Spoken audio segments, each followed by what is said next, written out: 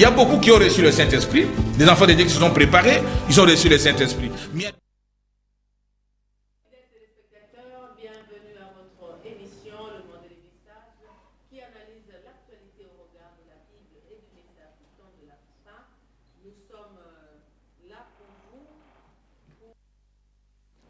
Vous assister, vous accompagner et marcher avec vous. Je disais bonsoir mesdames et messieurs, fidèles téléspectateurs de la PES TV. Bienvenue dans votre émission Le Monde et les Messages qui analyse l'actualité au regard de la Bible et du message du temps de la fin.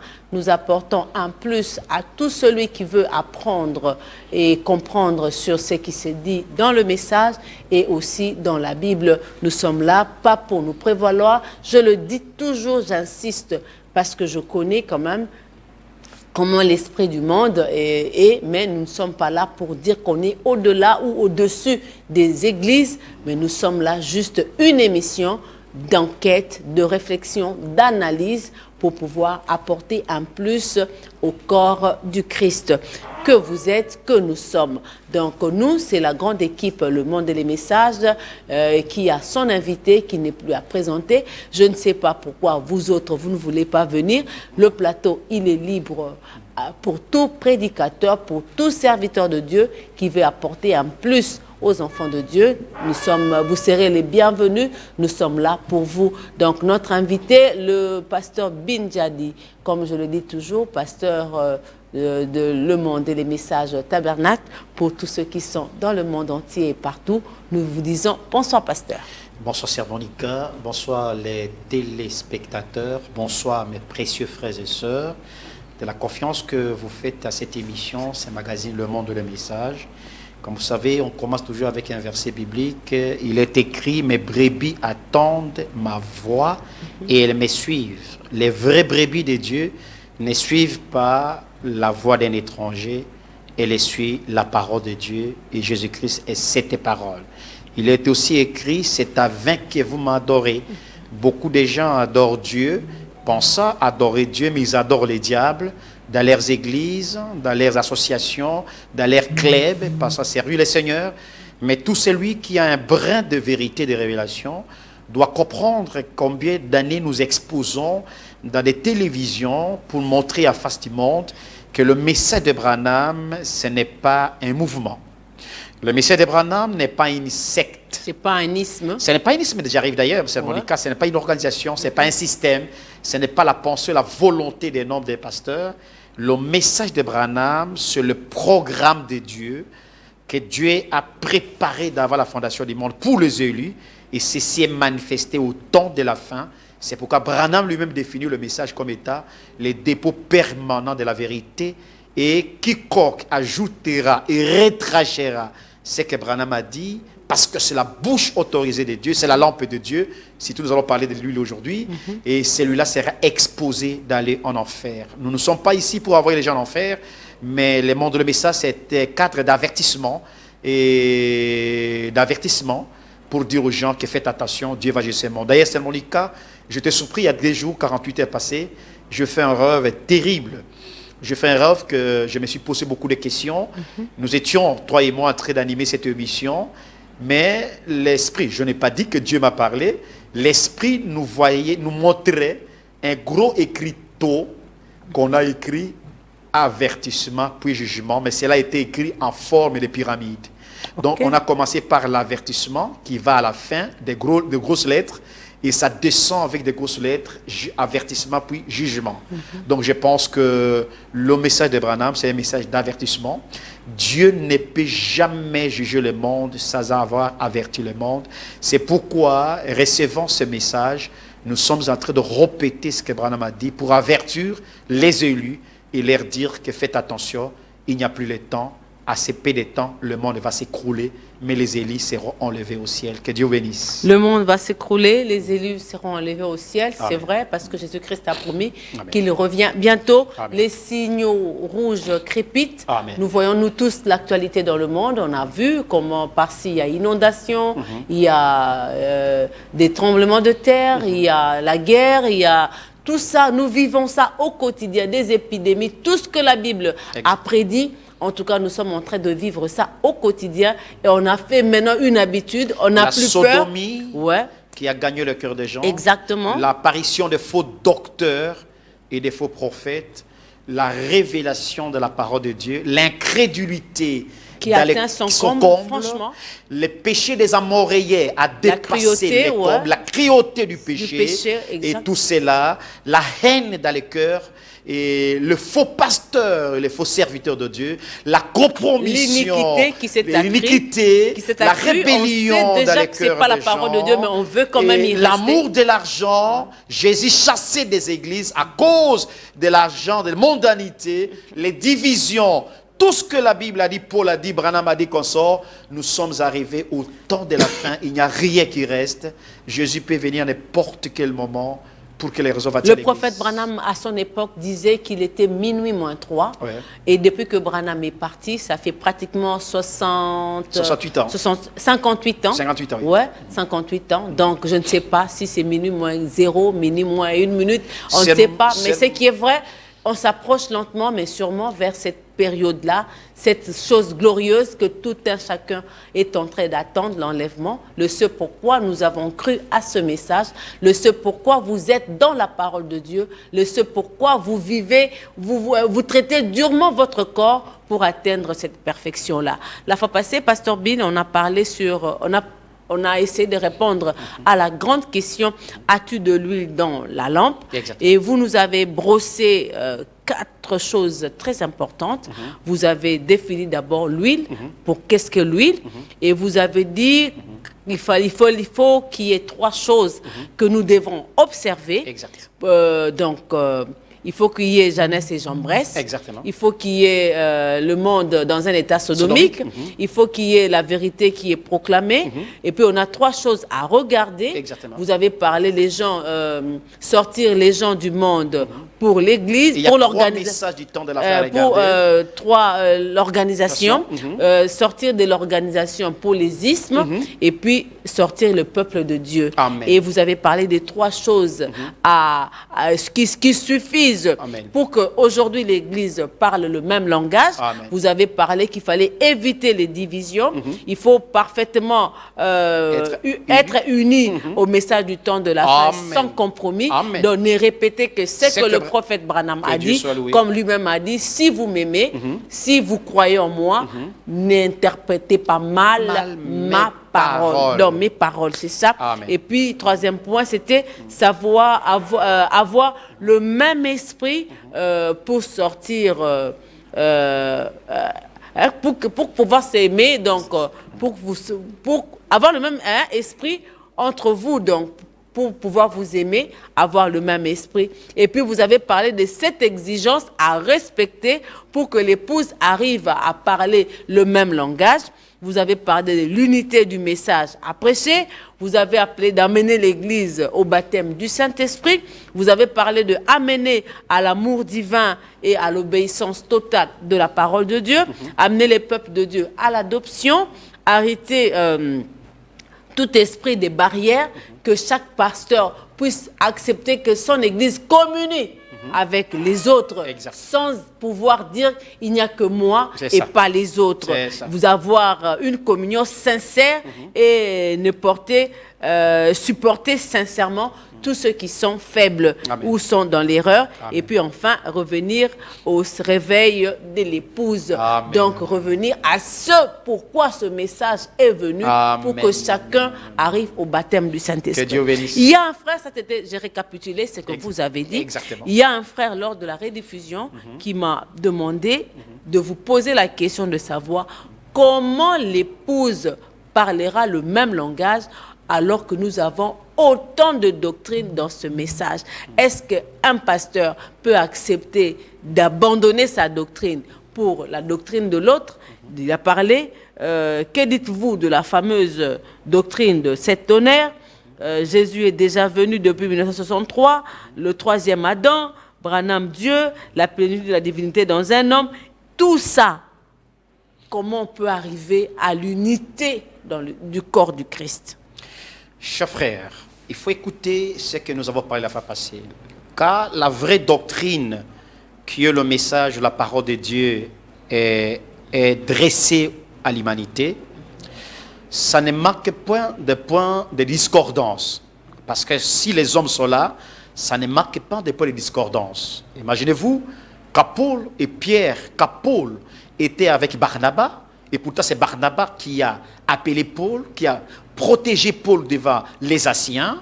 Il y avait toujours une mésentente entre Paul et Barnabas. Mais cela n'a pas empêché que Paul puisse parler en bien de Barnabas. Rappelez-vous aussi, il y avait Pierre et Paul qui avaient un peu de problème, mais Paul, comme étant rempli de cet esprit, Paul a qualifié Pierre d'hypocrite, mais cela n'a pas empêché Pierre de parler en bien de Paul pour dire que notre bien-aimé frère Paul a des bonnes d'écriture plutôt, qu'il y a des gens difficiles à les comprendre. Donc, il y aura toujours des petites incompréhensions qui peuvent avoir lieu. Mais s'agissant de gros points doctrinaux liés à la parole de Dieu, si vous voyez certaines personnes sacrées pour ne pas accepter, c'est-à-dire la personne n'est pas encore née de nouveau. Vous voyez ça? Parce que nous l'avons dit la fois passée, que la première doctrine de notre Seigneur Jésus-Christ, c'est Jean chapitre 5, Jean chapitre 3, verset 5. Vous devez naître de nouveau. Une personne réellement qui est née de nouveau, c'est William Branham. La preuve de cet esprit, c'est la bonne compréhension des Écritures. Mais comment pouvez être né de nouveau que vous ne voulez pas comprendre les Écritures alors les Écritures sont bien tracées? Donc, chers frères, votre question est fondamentale. Tous ces points doctrinaux, ce sont les hommes qui sont venus avec leurs opinions, leurs pensées. Le message de Branham, c'est l'ouverture de la parole. Branham l'a dit, et comprendre, reconnaître votre jour et son message. Il dit, paragraphe 38, mon message n'est pas différent de celui que Luther a prêché, ou Wesley a prêché, les Pentecôtes ont prêché. Simplement, ce que Dieu a ajouté, c'est l'ouverture de la parole. C'est-à-dire, le prophète Branham avait reçu un ministère de mystère pour révéler tout le mystère qui était resté en suspens depuis la Bible. C'est pourquoi aujourd'hui, excusez-moi, c'est pourquoi aujourd'hui, peut-être les sons, aujourd'hui, Sœur Monica, le message de Branham, c'est la révélation des programmes de Dieu et de la parole de Dieu. S'agissant de sept tonnerres, les sept tonnerres, c'est les sept mystères ou la voix de Dieu. Et la voix de Dieu, c'est le message, c'est le programme que Dieu nous a donné à ce temps de la fin, le plan de la rédemption, l'ouverture de tout le mystère que Dieu a gardé secret dans la Bible. S'agissant de la seconde venue, Jésus n'est pas encore venu, nous attendons le Seigneur Jésus-Christ. Si nous sommes en train de prêcher à la télévision, si nous attendons le retour du Seigneur Jésus-Christ et à notre doctrine, comment on peut appeler Branham Dieu? Branham, c'est un prophète, c'est un serviteur de Dieu. Toutes ces idées, ce sont des opinions des hommes. Les pasteurs doivent enterrer ces opinions pour rester avec ce que Branham a dit et surtout chercher le baptême de cet esprit. Merci. Il y a un frère qui pose la question de savoir si vous pouvez expliquer dans quel contexte le prophète Branham a dit « Si vous m'aimez, aimez aussi mes enfants ». Oui, le vrai contexte est celui-ci. Quand vous aimez un serviteur de Dieu, vous devez aimer ses enfants. Ce n'est que normal. Même Jésus l'a dit.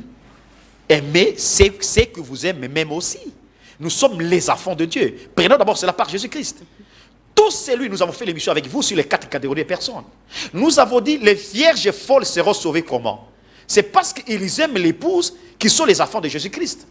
Tout celui qui aimera Monica Congolo aime automatiquement Jésus-Christ. Maintenant, prenons maintenant cela dans le contexte d'un serviteur de Dieu. Si vous aimez William Branham, vous devez aimer ses enfants. Mais en aimant ses enfants, vous devez aimer ses enfants parce que l'amour est correctif. Vous ne pouvez pas aimer son enfant pour ne pas corriger. Si l'enfant de Branham est en erreur, alors vous dites non, j'aime, je ne corrige pas. Ça, c'est l'hypocrisie. Si Billy Paul est en erreur, la seule manière d'aimer Billy Paul, c'est corriger parce que l'amour est correctif. Je ne peux pas aimer Billy Paul et laisser derrière pour dire que j'aime Branham.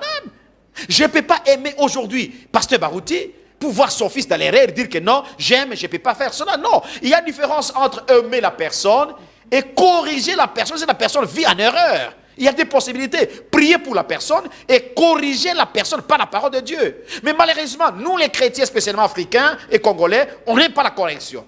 Quand je te corrige, la correction sur base de la parole de Dieu, cela prouve comme si je ne vous aime pas. C'est ça le plus grand problème. Aimer la personne ne signifie pas que tu ne peux pas les corriger. Non, l'amour est correctif. Mais un chrétien quand on les corrige, Branham dit, tout chrétien qui n'accepte pas la correction n'est pas un vrai chrétien. J'aime Branham, j'aime ses enfants, c'est très bien.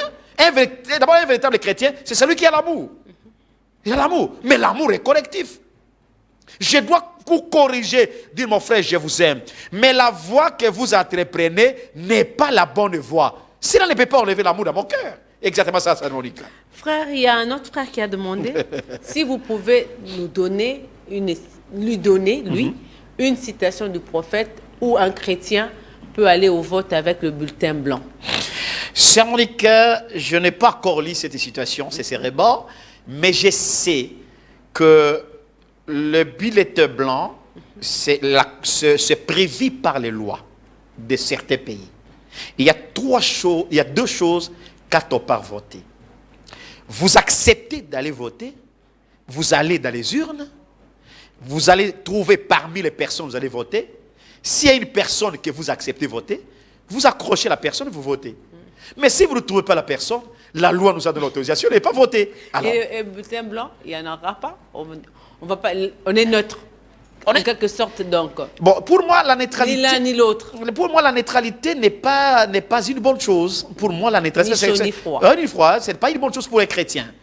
Dire que, pour moi, je ne pousse pas les gens à ne pas aller voter. Je ne peux pas dire aux gens de ne pas aller voter.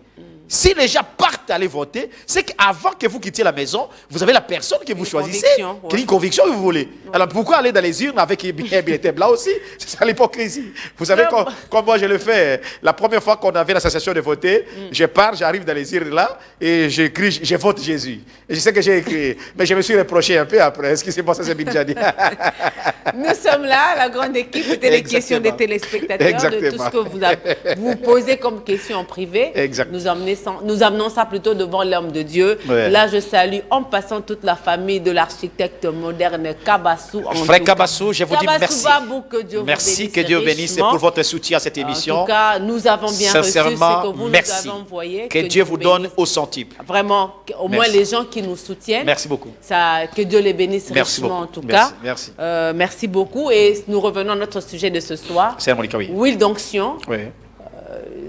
Don du Saint-Esprit et la personne du Saint-Esprit. Nous sommes partis de la grande question, as-tu de l'huile dans ta lampe? Exact. Pour parler aujourd'hui de la différence entre l'huile d'onction, don du Saint-Esprit et la personne du Saint-Esprit. À l'époque de la Genèse, dans l'Ancien Testament, on était en train de verser de l'huile d'onction sur les gens que Dieu appelait à son service. Exactement. Quand Jésus est venu, il a dit qu'on devait attendre que le Saint-Esprit vienne. Et à la Pentecôte, Pierre a dit, répentez-vous, faites-vous baptiser au nom de Jésus-Christ pour le pardon de vos péchés et vous recevrez le don du Saint-Esprit. Et aujourd'hui, dans ce message, nous apprenons qu'il y a la personne du Saint-Esprit. Quelle différence faire entre l'huile d'onction, don du Saint-Esprit et la personne du Saint-Esprit? Très bonne question. C'est Monica savait que l'Ancien Testament, c'est l'ombre des choses à venir. Jésus a typifié beaucoup de choses de l'Ancien Testament et c'est pourquoi Branham nous dit que tout ce qui est dans l'Ancien Testament parlait de Jésus. Si vous lisez une écriture que vous ne voyez pas Jésus, vous avez mal lu votre Bible. L'huile étant un symbole, un type et une parabole très importante dans l'Ancien Testament. Voulez-vous me lire Apocalypse chapitre 6, verset 6 et Hébreux 1, 9. Apocalypse, vous avez dit 6. 6. Attendez, je vais entendre dans ma Bible. Ouais. Okay. Apocalypse chapitre 6, verset 6. 6, vous avez dit 6. 6, oui. Ok, je suis là. 6 dit ceci. Et j'entendis au milieu de 4 êtres vivants une voix qui disait une mesure de blé pour un denier et 3 mesures d'orge pour un denier. Mais ne faites point de mal à l'huile et au vin. Voilà, vous voyez comment la Bible, le Nouveau Testament déjà dans le livre d'Apocalypse. Et puis vous avez parlé de Hébreux. Hébreux chapitre 1er, verset 9. Hébreux 1er, 9, ouais. Oui. Vous comprenez déjà que l'huile, c'est un symbole. Alors, je peux? Allons-y. Tu as aimé la justice et tu as haï l'iniquité. C'est pourquoi, ô Dieu, ton Dieu, t'a oint d'une huile de joie Amen. au-dessus de tes épaules. Voilà, ça c'est Dieu, Jésus qui dit à propos de lui-même, dans la divinité, pour exprimer, n'est-ce pas, qu'il y a une huile de joie. L'huile de l'Ancien Testament, c'est Monica, était le symbole de l'esprit, de la puissance et d'un enfant de Dieu et de la sanctification, ce qu'on appelait être mis à part.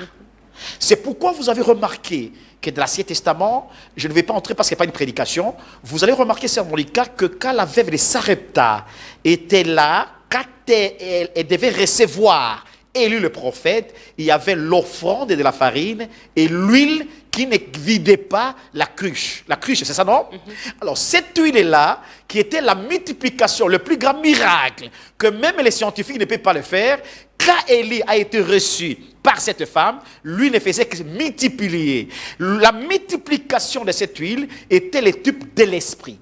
Cela montrait qu'à un moment donné, quand Jésus-Christ viendra, parce que l'offrande de la farine était le type de Christ, l'huile était le type de l'esprit et le deux bois était le type de la croix. Il est dit, après la croix du Seigneur Jésus-Christ, le Saint-Esprit sera jusqu'à la fin pour que les enfants de Dieu reçoivent cette huile-là pour en fait manifester la puissance de Dieu. Maintenant, vous remarquerez aussi, Sœur Monica, que Jésus-Christ, avant de mourir à la croix, il est parti à Gethsémani.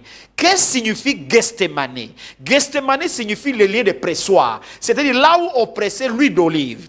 Jésus-Christ était parti à Gethsémani pour qu'il soit pressé l'huile. L'huile, c'est quoi? Vous avez dit la fois passée qu'il était la véritable huile. Huile d'onction. d'onction. Exactement. Ouais. Et avant qu'il puisse mourir à la croix, tout Dieu était en lui. Il fallait que cette huile-là, cet esprit, cette divinité quitte en lui pour que ce corps devienne péché pour aller à la croix. Le corps qui est parti à la croix là, c'était le corps là qui est né de Marie. Mais l'esprit était déjà pressé à Gethsémani. Donc l'huile, toujours, c'est le symbole.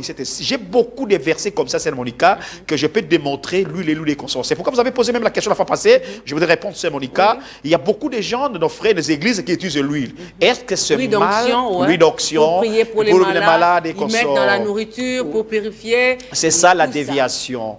L'huile a été utilisée par les apôtres avant crucifixion et l'huile a été utilisée après crucifixion. On peut lire la Bible, Sœur Monica. Oui. Les disciples de Jésus ont utilisé l'huile quand Jésus les a envoyés. Vous pouvez lire dans Luc, si ma mémoire est bonne, Sœur Monica.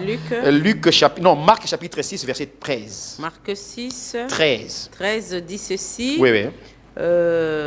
Ils chassaient beaucoup de démons et ils joignaient d'huile beaucoup de malades et les guérissaient. Avant, quand Jésus les a envoyés, les apôtres ont reçu la commission de la part du Seigneur d'aller chasser les démons. Mais ils étaient en train de rendre aussi l'huile. Ce sont les disciples commandés par Jésus. Ce n'est pas une mauvaise écriture, une mauvaise écriture. C'est la vérité de la parole de Dieu. Vous voyez ça? Ils joignaient l'huile. Ça, c'était bien parce que si c'était le contraire, Jésus allait refuser. Avant la crucifixion, avant la mort de Jésus, les disciples utilisaient l'huile, mais ils l'utilisaient pour une seule fin, c'était pour le malade. Vous voyez ça? C'est pourquoi vous lisez Jacques chapitre... Jacques 5,14, tu peux lire? Oui, Jacques 5,14. Voyez. Oui. Jacques 5,14. Quelqu'un est-il malade? Oui. Qu'il appelle les anciens. Jacques 5. Jacques 5,14. Oui, attendez. Oui. Je ne suis pas encore là. Quelqu'un est-il malade? Qu'il appelle les anciens. Voilà. Qui éloigne d'huile. Oui, je suis sorti. Jacques 5. 5,14. 14. Oui, oui. Attendez. Il ne faut pas m'appeler, s'il vous plaît. Aidez-moi. Laissez-moi d'abord. Waouh. Jacques 5,14. Qu'est-ce qui se passe? Ok. Jacques 5. 14. 14. Ouais. Il y a quelqu'un qui m'appelle là. Je peux vous aider avec les miens? Oui, lisez. Ok. Moi, j'ai un petit problème là, oui. Jacques 5, 14. Ouais, et il est écrit ici. 14. Je suis là, Sœur Monica. Ouais. Il est écrit: quelqu'un parmi vous est une malade, qu'il appelle les anciens de l'église et que les anciens prie pour lui, alloignant l'huile au nom du Seigneur Jésus-Christ. Exact.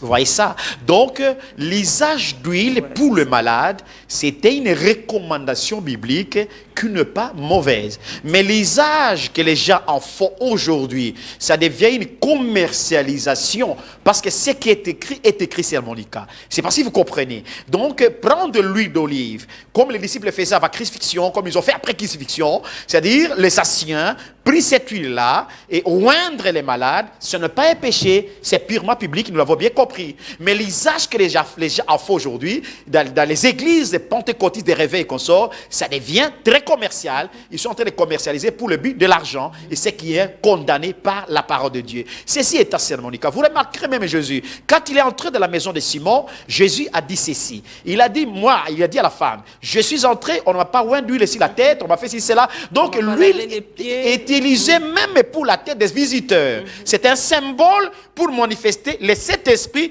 qui descendra le jour de la Pentecôte. Donc même tout ce que les David on a fait sur eux, les rois Saül, on était en train de les oindre d'huile. L'huile qui était, parce que David était le type du Seigneur Jésus-Christ. Il n'avait pas le Saint-Esprit. Il n'avait pas le Saint-Esprit, c'était le type pour montrer que le roi des rois, qui devait être au moins d'huile de jouissance, comme nous avons dit dans Hébreux chapitre 1er, de joie, et c'est lui le Seigneur. C'est ça l'accomplissement de cette écriture-là, exactement ça. Et maintenant, la différence entre l'huile d'onction, vous avez parlé de l'huile d'onction, oui. maintenant le don du Saint-Esprit promis dans Acte 2, 38. Les dons du Saint-Esprit, c'est la véritable huile, c'est maintenant le Saint-Esprit. Pourquoi? Parce que l'huile sermonica, on ne peut pas avoir l'huile sans être transformé. L'huile passe par une transformation ou bien par un broyage. L'huile de palme, l'huile d'arachide, toutes sortes d'huiles passent par la transformation. Et un véritable chrétien doit être transformé pour recevoir l'huile.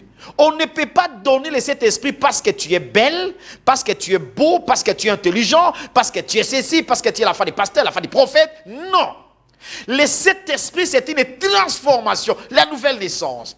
Parce que l'huile s'obtient par la transformation. C'est pourquoi les jours de la Pentecôte, les 3 étapes étaient bien citées. Vous avez d'abord écouté l'évangile, la parole de Dieu. Vous vous repentez. Nous l'avons toujours dit, il y a 2 sortes de repentance. Vous avez volé, vous avez fait ceci. Ça, c'est la repentance dans une autre forme. La vraie repentance, c'est changer la doctrine.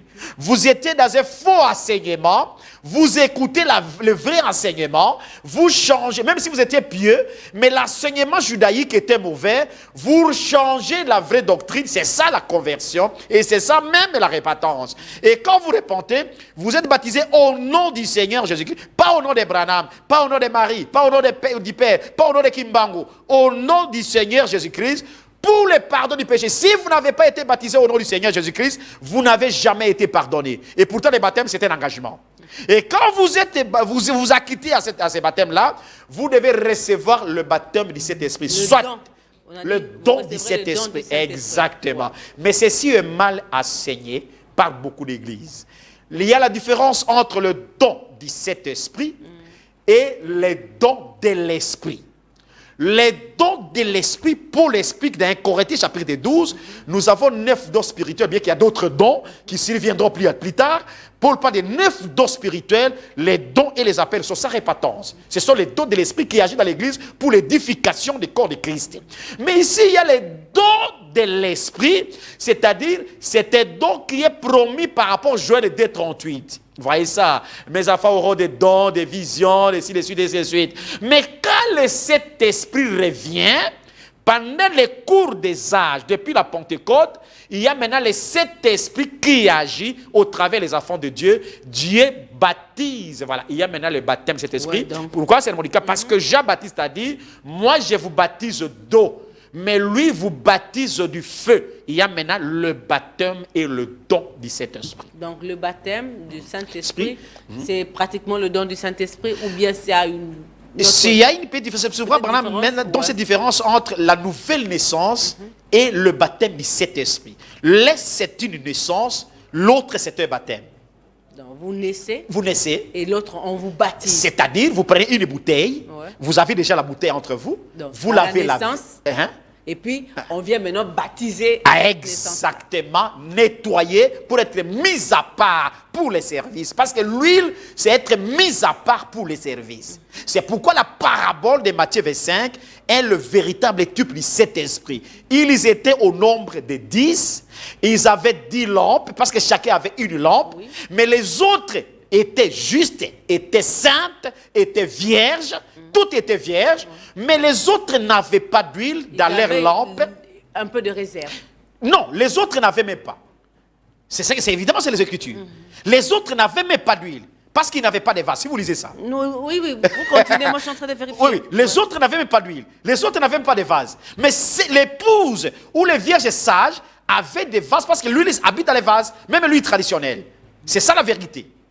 Matthieu chapitre 25, verset 1 à 2, 3. Je suis là, je suis là. Oui. Ils étaient 10 vierges, ils avaient 10 lampes, ils allèrent, c'est-à-dire qu'ils ne sont pas arrêtés en route.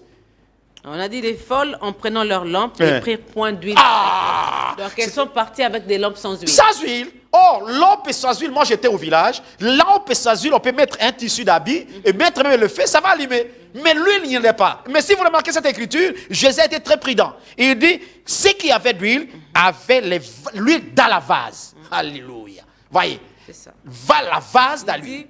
Mais les sages prirent avec leurs lampes de l'huile dans des vases. Vases. Allez, c'est pour les vases d'honneur.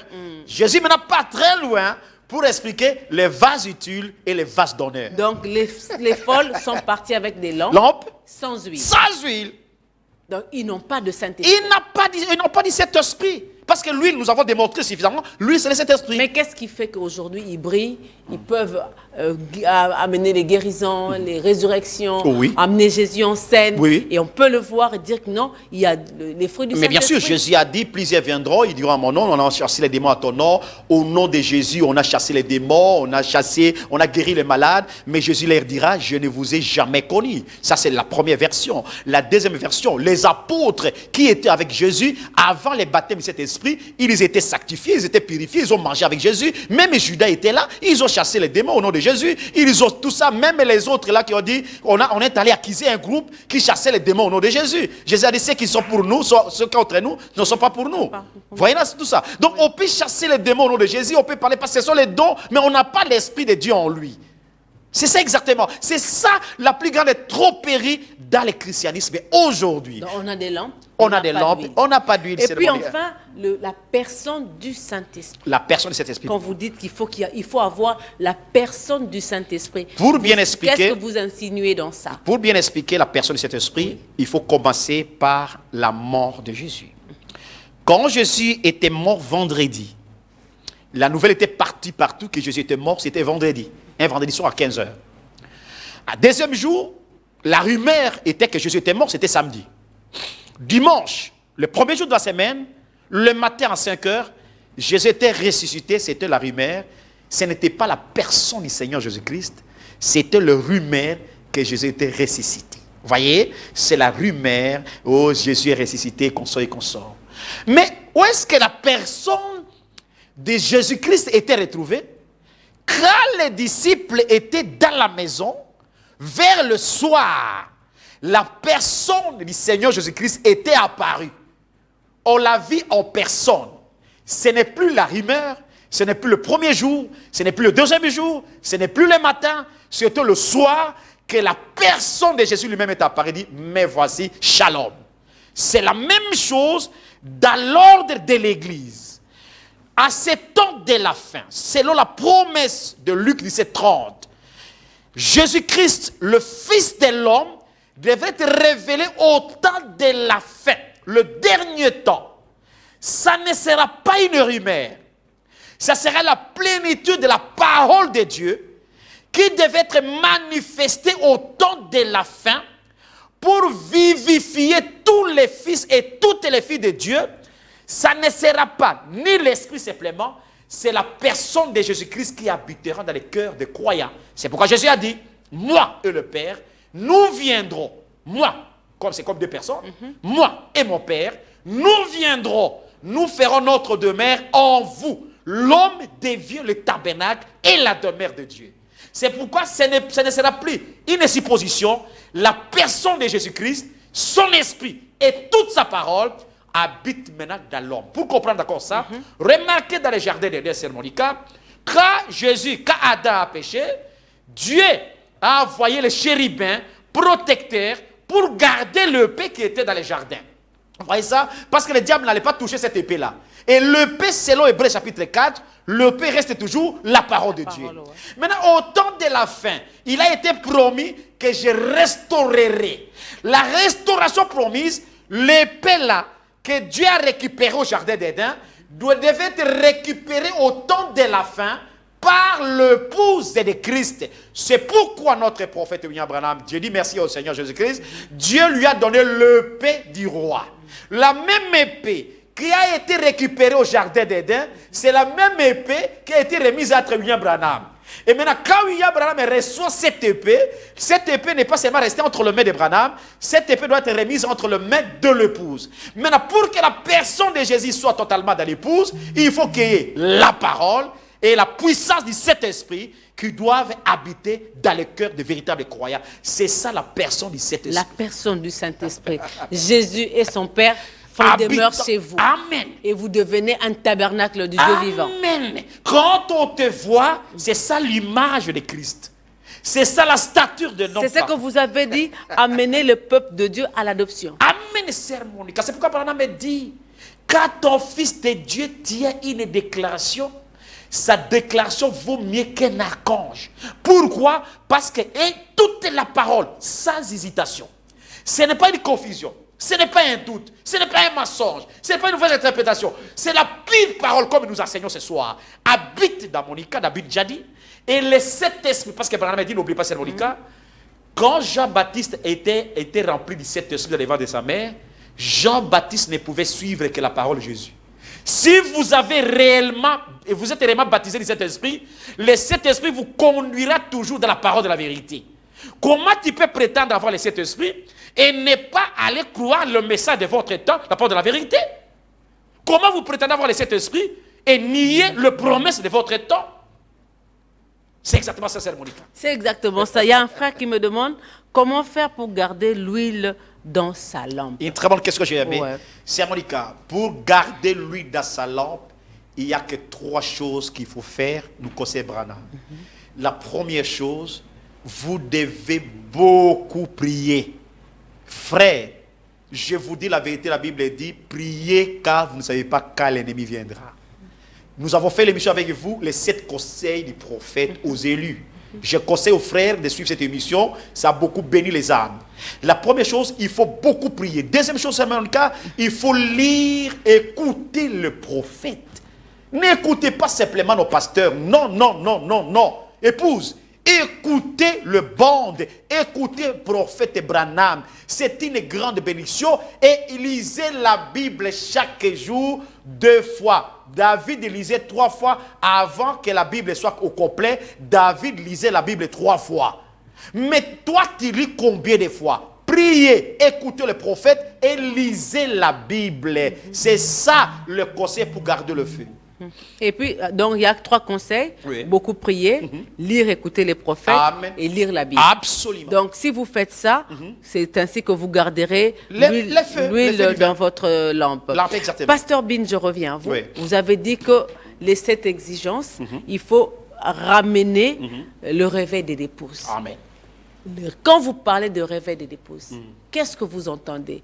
Il y a l'épouse dort, il faut qu'on la réveille comme à minuit, ou bien l'épouse attend un autre message, un autre signe pour pouvoir se réveiller. Mais c'est toi qui as fait un sujet qui a fait des bruits ici à la télévision quand vous avez parlé l'endormissement et l'assoupissement.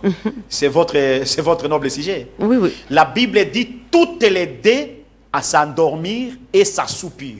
Que ce soit les églises de réveil, que ce soit les églises de pentecôtistes, que ce soit les églises du message du temps de la fin, nous étions tous endormis et assoupis. C'est ça la parabole. 25. 25.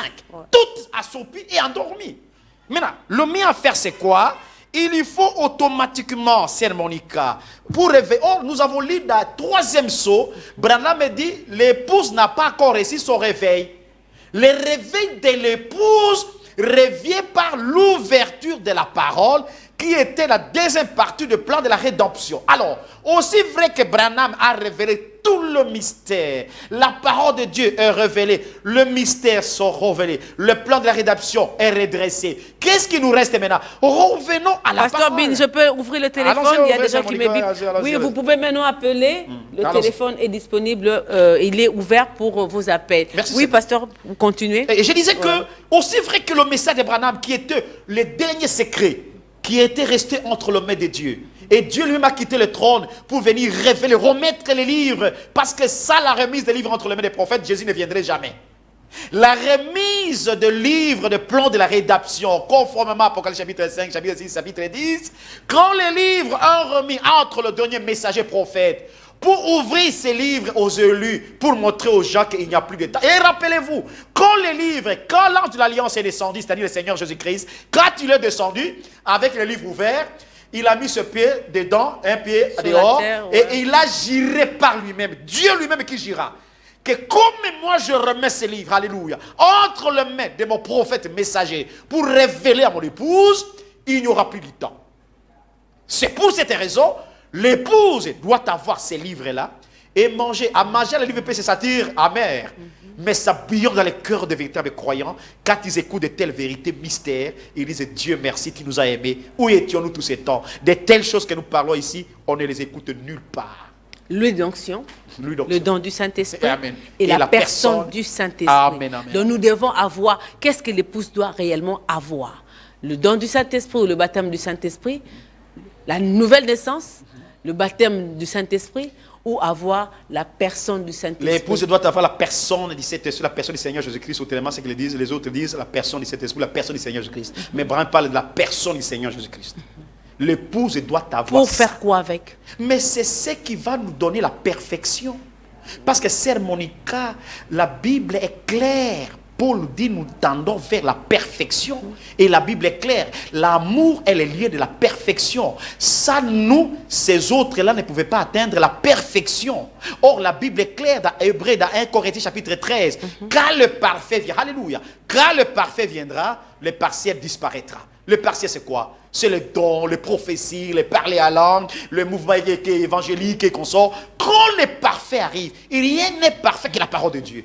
Quand le message est parfait est dressé par Dieu, c'est ça la personne du Seigneur Jésus-Christ.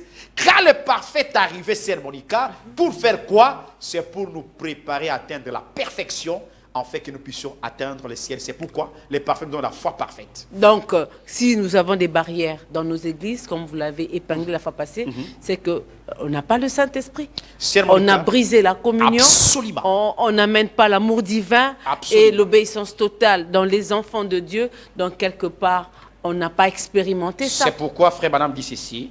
Si vous me permettez, Sœur Monica. Oui, je vous Quand nous l'autorise. sortons de la volonté de Dieu, l'ennemi aura la prise sur nous. Et Branham dit, vous allez remarquer la déchéance dans les églises, l'impureté, l'idolâtrie, la dépravation des mères et les dégâts collatéraux vont entrer dans l'église parce que nous sommes sortis de la volonté de Dieu. Et c'est ce qui fait qu'aujourd'hui, le message est devenu la risée de tous. Exactement. On chasse les mauvais esprits, on les envoie chez vous là-bas. Exactement. Et ça, c'est du jamais vu dans le message de William Branham. C'est mon cas. Et quand un homme ou une femme rejette la vérité, le message, Satan les rend sourds. Deuxième saut, dès sa 16. Et quand nous avons des barrières dans les églises, c'est mon cas, et les ismes et les barrières que notre prophète a prêché et que nous retrouvons aussi dans le message, c'est qu'on n'a pas compris le message de Branham en réalité. C'est comme un prédicateur m'a dit, Binjad, faites votre travail, c'est un bon travail. C'est comme si, à vous écouter, c'est comme si nous, on n'a pas encore cru le message d'Abraham. Je dis, homme de Dieu, vous avez raison. C'est exactement ça la vérité, c'est le Monica. On ne peut pas cacher, c'est cacher des phrases. On est allé vite sans le message. C'est courir sans ce message. Autrement, je vous ai dit la fois passée, on me donne une lettre, une enveloppe, une lettre à l'intérieur de l'enveloppe. Je laisse la lettre, je commence à me promener avec l'enveloppe. Voilà le message d'Abraham. Mais la lettre du message est restée à l'intérieur, est restée quelque part. Je suis en train de courir avec l'enveloppe, mais la lettre est restée quelque part. C'est Monica. Les dégâts collatéraux que nous voyons dans les églises, le compromis de la vérité de la parole de Dieu. Le serviteur de Dieu ne veut pas faire volte-face. Quand il prêche une vérité, qu'il pense être vérité, mais quand il lit Branham et qu'il trouve c'est que j'ai prêché sur les mensonges, au lieu d'être sincère pour redresser l'église, dire la vérité, il y va se cacher toujours. C'est quelque chose qu'il a mal prêché. Mais dis-moi, vous avez causé du tort à qui? Le pasteur n'aime pas se repentir. Le pasteur n'aime pas avoir tort. Oh, un véritable chrétien doit reconnaître là où il a failli et avancer. C'est là que nous avancerons, Sœur Monica. Mais si on ne reconnaît pas les torts, des dégâts collatéraux seront toujours dans nos églises. Une communion sincère avec son Dieu. Combien ça avec son Dieu, Sœur Monica? Supporter les autres dans les erreurs. Vous ne supportez pas. Sœur Monica, c'est ça les plus grands. C'est ça, même dans l'église, que ce soit dans du message ou les églises de réveil. Aujourd'hui, on a les églises de réveil. Tendance X, tendance Y, tendance Z. Pourquoi? Parce qu'on n'arrive pas à supporter l'autre. C'est ce qui est grave. Et puis, grand encore, quand l'autre peut-être a un peu de moyens ou élevé à dignité, même s'il commet le péché, ces péchés sont secrets. Ils sont secrets? Oui, oui. Les péchés des hommes d'affaires et des hommes élevés en dignité sont secrets. Ça ne pose pas de problème. Mais quand un frère négligé, une sœur négligée commet le péché devient plus élevé. Oui. C'est ça exactement la vérité. C'est ça les dégâts dans l'église aujourd'hui. Quand un frère élevé en dignité, tout ça, et qu'on sort, un homme populaire, un homme dans l'église, et qu'on sort, quand il commet les péchés, ces péchés sont secrets. Donc, c'est-à-dire, ce n'est pas des péchés. Mais quand un simple frère, une simple sœur, parfois qui est négligé, qui est tombé par exemple, ces péchés seront exposés, ces péchés seront amers. C'est qu'il y a des péchés sucrés, des péchés amers. C'est regrettable. Il n'y a pas de questions, c'est Monica. Que faire? Non, j'ai comme l'impression que les gens vous suivent à la maison attentivement. Exactement. Et à la rediffusion, il va me poser toutes ces questions. Exactement, c'est Monica. Que faire exactement pour que l'épouse, l'église, arrive à cette perfection-là pour pouvoir attirer l'enlèvement? Parce que c'est ce que nous attendons tous. Exactement. Sœur Monica, aussi vrai que l'église ne cherche pas à atteindre la stature d'un homme parfait, nous ne parviendrons jamais à aller à l'enlèvement. Parce que William Branham l'a dit. Quand nous parviendrons à avoir la foi de Jésus-Christ, la vertu de Jésus-Christ, la connaissance de Jésus-Christ, la tempérance de Jésus-Christ, la patience de Jésus-Christ, la vertu de Jésus-Christ, l'affection fraternelle de Jésus-Christ, il dit c'est alors que nous aurons l'amour du vin. L'amour du vin, c'est-à-dire vous aimez Dieu, la parole au-dessus de toute chose, et vous trouvez toujours pécheur devant la parole. Et si vous sautez une étape vers une autre étape, Branham me dit cette maison ne sera jamais construite. Vous montez la brique de la puissance, mais vous refusez la brique de l'amour fraternel. Mais ça ne marchera pas. Nous sommes plus tapérants, nous sommes plus patients. Il n'y a pas l'affection fraternelle. Je suis tel pour aimer tel, mais l'autre tel. 166 à la fin, envoyez-moi un texto parce qu'on est presque à la fin. Donc, je sais que les gens vont commencer à appeler à la fin. Oui. Le message de Branham, c'est pour que nous puissions atteindre la stature de l'homme parfait. Et la stature de l'homme parfait ne vient que par le message du temps de la fin. Car nous croyons chaque parole de Dieu, que Dieu nous a envoyé à ce temps de la fête Monica, et ça nécessite nous devons le faire. Mais ce qui est vrai, Monica, comme les élus ne sont pas nombreux, moi je pense bien que les vrais enfants de Dieu sont en train de faire leur expérience, attendant de recevoir le Seigneur Jésus-Christ chaque minute, chaque jour. C'est ça l'huile, c'est ça le Saint-Esprit, et c'est ça la personne du Seigneur Jésus-Christ. La personne du Seigneur Jésus-Christ. Permettez-moi de lire juste quelques messages. Amen, amen, amen. Et dit que Dieu vous bénisse richement, Sœur Monica. Juste un rappel pour sa question. Je reviens à sa question. Shalom, Sœur Monica. Que Dieu vous bénisse, ainsi que le pasteur Bindia dit pour l'édification que vous nous apportez par cette émission. J'ai juste une suggestion. Si vous pouvez faire une émission sur la pratique de la dîme dans la Nouvelle Alliance, parce qu'il y a maintenant plusieurs personnes qui disent que tous ceux qui payent la dîme dans la Nouvelle Alliance sont maudits selon Galates 3, Ce sont des mateurs. 10. Ce sont des mateurs, ne suivez pas ces gens. Je ne vais pas prendre votre appel 994 à la fin. Je vais juste lire les messages parce qu'on est à la fin, s'il vous plaît. Shalom à vous, Père Stevie. Je ne sais pas si c'est en direct, mais je suis l'émission depuis le Congo central. J'ai quelques questions à poser à votre invité. Il dit que Branham a tout révélé. Voici ma question dans Apocalypse 16, 13. on nous a parlé des 3 esprits comme des grenouilles.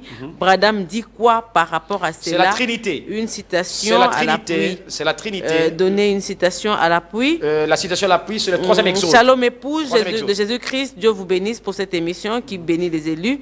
Les baptêmes du Saint-Esprit dans l'âme est l'unique gage pour aller dans l'enlèvement. Exactement. Le frère Kofi depuis la Côte Que Dieu d'Ivoire. bénisse le frère Kofi, exact. C'est sa question.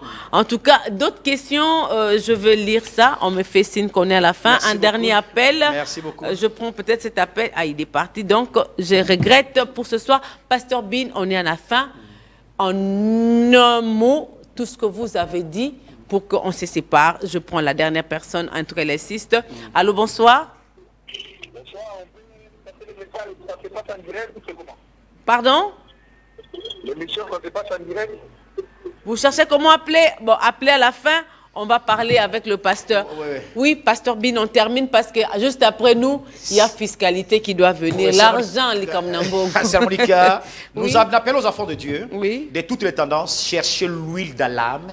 Et l'huile aujourd'hui symbolise le baptême du Saint-Esprit de l'âme, la personne du Seigneur Jésus-Christ qui vous pousse à croire chaque parole et atteindre la statue de nom parfum. Seulement ces gens-là qui verront le Seigneur quand il viendra prendre l'épouse pour l'enlèvement. Que Dieu vous bénisse. Que Dieu vous bénisse à tous. Merci à la grande équipe qui m'a accompagné derrière la baie vitrée. Merci, à tous ceux qui nous ont appelés de partout. En tout cas, j'ai vos appels, j'ai vos textos. répondre. On va répondre le dimanche prochain, Dieu voulant. Et d'ici là, bonne suite de programmes sur la PES TV. Au revoir. À la prochaine. Merci, Pasteur Bin.